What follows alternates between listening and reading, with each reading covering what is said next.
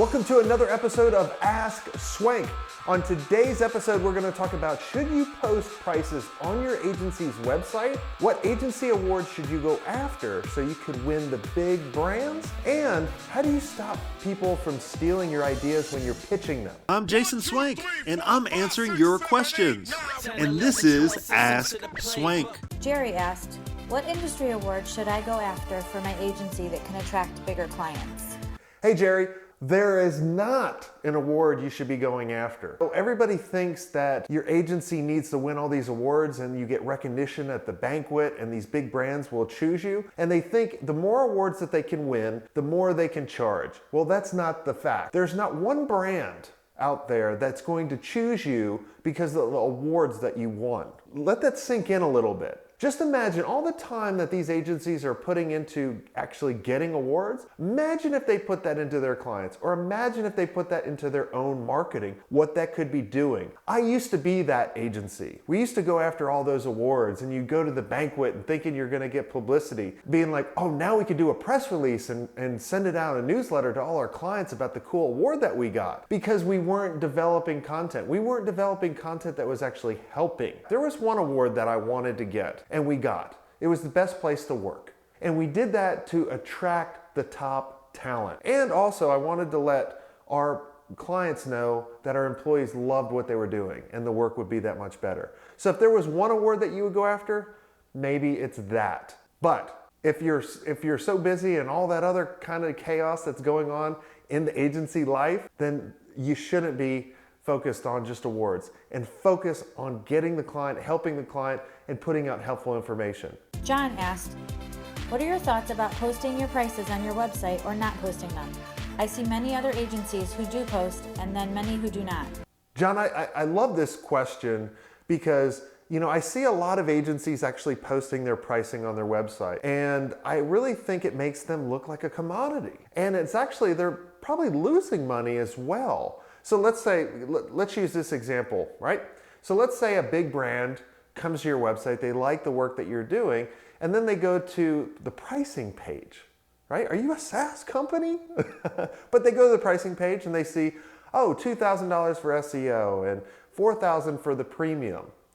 And they were already anticipating working with an agency that was going to charge them $20,000. What do you think's going to happen? And this actually happened to me. I didn't put pricing on the website. I just went into a pitch not knowing the client, who happened to be Berkshire Hathaway. And I pitched them a $10,000 website. Yes, $10,000, when they're expecting about a $200,000 website. Obviously, I didn't win that deal because the client's expectations were way up here versus down here where we were. The other thing, and I know why you guys do this, for the ones that do, it's to deter the people away, saying, we don't take projects under $5,000 a month. Just don't do it that way. There are so many other ways to get the tire kickers or the people that are not right for you going somewhere else. You can do this through an application process.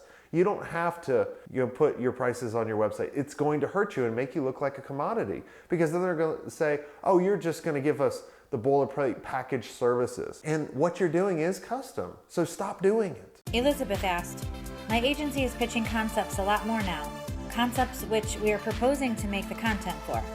How can we protect our ideas from having clients take them to other agencies?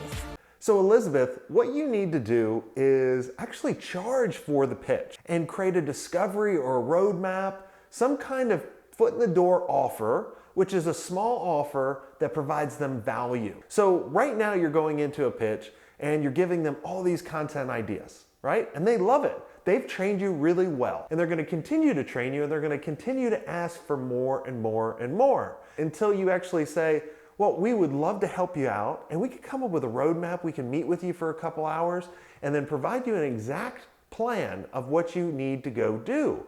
And in order for us to do this, we need to get paid for our time, and we charge $2,500 to $5,000 in order to do this. Now, what you're doing is when they actually do this and they actually pay you for this, they're 20 times more likely to engage with you later on because you're starting to train them.